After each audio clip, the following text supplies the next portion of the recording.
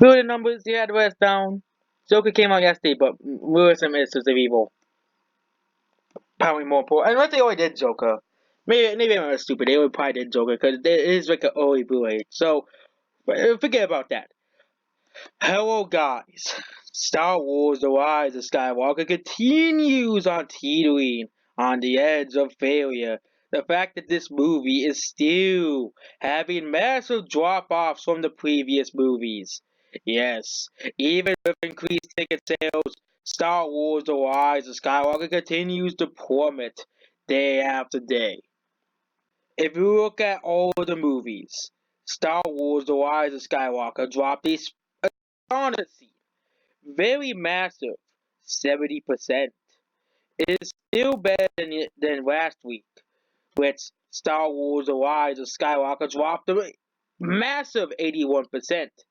Star Wars: The Rise of Skywalker actually had a similar drop to Jumanji: The Next Level, but Jumanji: The Next Level had practically been out for a week before Star Wars: The Rise of Skywalker, so that's not really a fair comparison. As several other movies that are pretty old, like Playing the Fire and Play Mode the movie, also dropped over 70%. Pretty movie is actually doing the worst of all the movies out currently. And Spies in the Skies, as I predicted, it could become a box office failure. But the focus is only on Star Wars. Jumanji came out a week before Star Wars, so of course it's gonna drop pretty big after the holidays. But Star Wars should be doing similar to Endgame numbers. Star Wars should be holding similar to The Force Awakens.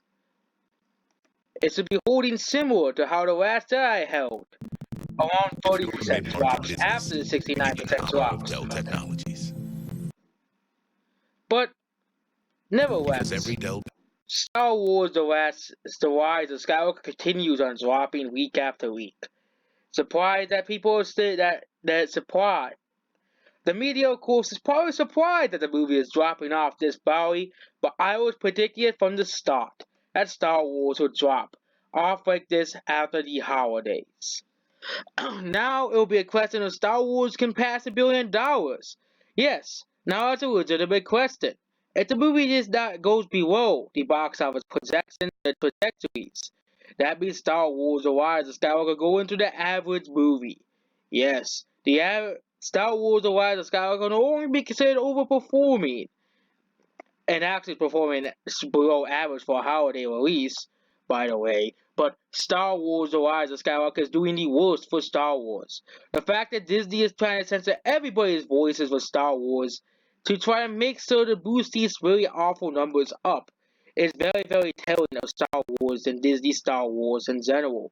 The fact that Disney Star Wars is the fact that Disney thinks that a 13-year-old movie is for kids, no, PG-13 movie is for kids. I guess Marvel is for kids as well, considering and Alita Battle Angel, despite that movie clearly not being for kids, is for kids as well. It just proves Disney's hypocrisy of Disney Star Wars and Kathleen Kennedy and Lucasfilm's hypocrisy. The fact that we all know the truth that's as high in comments.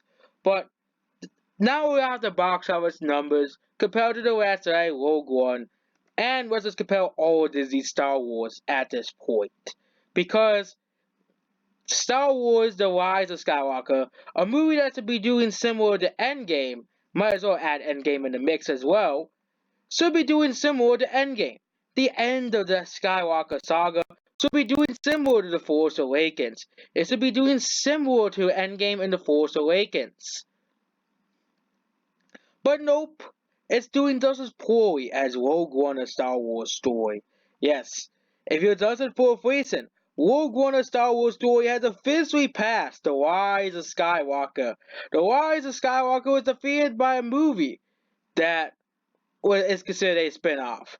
That just proves how poor The Rise of Skywalker has done. How awful Disney Star Wars has done. The only movie that that Rise of Skywalker is outpacing is Solo: A Star Wars Story. A movie that no one liked. A movie that nobody cared about besides the SDWs and the mainstream media. A movie that completely bombed at the box office, and even people I have talked to said they didn't want to go see it when the movie came out, with the exception of a few die-hard Star Wars fans. And only one of them liked Solo, a Star Wars story, while the rest were disappointed with Disney's Star Wars after The Last Jedi. It seems that nobody cares about Disney Star Wars anymore. The fact that Star Wars The Rise of Skywalker will now forever be behind Rogue One, a Star Wars story, and even passing Rogue One unadjusted worldwide seems to be now now almost near impossible. Unless a miracle happens, of course, and Star Wars The Rise of Skywalker ends up with $15 million over $20 million, it seems that Rogue One will